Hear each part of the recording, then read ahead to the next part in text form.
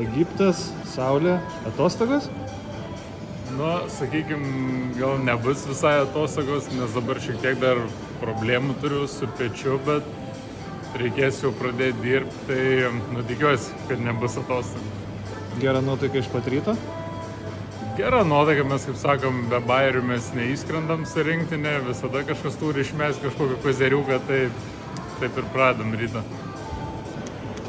Kažkaip se klaimas buvo. Treneri, rinktinės elitas skrenda į Egiptą. Kas ten bus? Tai kadangi nauji metai, norim išbandyti naujas vietas.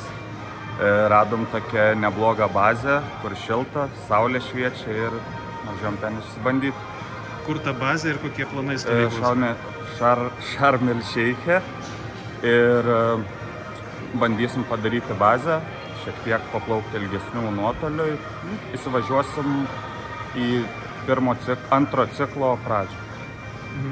Kas ten per baseinas ir kur atrado tą baseiną? Atviras baseinas, atradome per tokią Kipro įmonę, kuri rūpinasi daug baseinų aplink šitoj srityje, Egipte, Kipre ir taip toliau. Ir atviram baseine visada geriau plaukti negu uždaram, grynas oras ir to ir važiuojam. Anksčiau važiuodavote į Tenerifę, į Kanarus? Jo, norėjom kažką išbandyti naują, nes pirmi olimpinio ciklo metai, tai šį kartą važiuojam ten.